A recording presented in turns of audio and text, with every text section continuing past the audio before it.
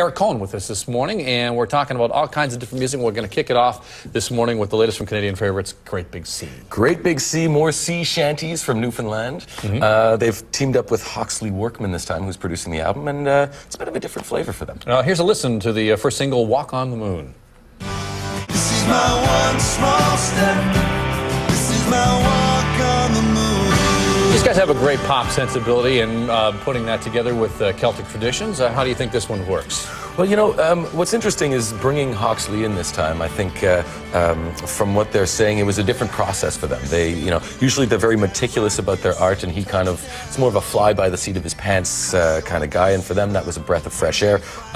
It's a bit more poppy. It's got that pop sheen, but I'm finding it hard to really find the dynamic in those songs. And I mean, what's interesting is this this particular video that we just saw. There's a great moment. They're very proud of their roots, right? And so this song is about personal triumphs, and there's all these scenes in the video of personal triumphs, and one of them is Danny Cleary holding up the Stanley Cup, which is the first time a Newfoundlander hoisted the Stanley Cup. And so they're very proud. They believe that their music really comes from Newfoundland. They always record on the rock, as they say. But one thing that I find a bit hard for me is that I don't, you know, they say that it's informed by the cliffs and the ocean, and, you know, they look out their studio window and that's what they see, but I don't really hear the topography in the music itself.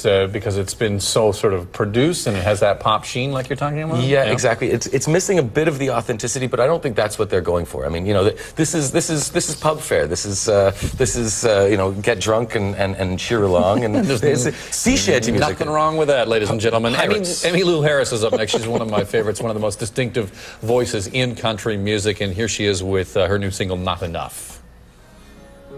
How I loved you. She's got that indelible mark, that voice that to me sounds like it's like a cup of tea with lemon and honey, and it's very much Sunday morning music. And this particular album, just I guess anything by Emmylou has that resonance that I think, you know, when I was talking about Great Big Sea, I just didn't feel that closeness to it, and her voice just completely resonates with me. We've got Celtic, we've got country, and we're not done yet, because we're going metal. We're going global metal, and not a CD this time, but a new documentary by some Canadian filmmakers talking about metal music and its spread around the world. It is not just a North American phenomenon, but it has moved to countries all over the world. Tell us a little bit about this just after we take a listen to this clip from the movie. It's good times. We're going to meet Marty Friedman, guitar god.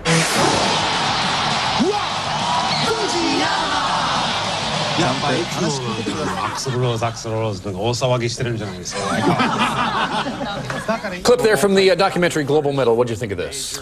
I love this film. It's more of an anthropological study than it is a documentary about metal. They basically go to all these countries: Brazil, India, China, Israel. They even try to go to Iran, and they can't interview the Iranian metal groups because of the government there, but they have to do it in Dubai. What's really interesting is that you see that kids are kids. No matter where you go in the world, everyone's got that feeling that they just need to get there. It's that angst, it's that rage that is peculiar to teenagers, and you're right, it doesn't matter what country you're in. And it's amazing because you see in Rio, for example, in Brazil, they talk about how the rise of metal came with the end of the dictatorship there. So really, it's about the globalization effects of metal and what it means to different social, cultural, and religious backgrounds. And you've got kids in Jakarta who are having the same experiences as kids in Israel, as kids in you know, in Scandinavia and in North America. All right, Global Metal playing at a theater near you right now. Eric Cohen, our music columnist, thank you so much for being here this morning. Thank you.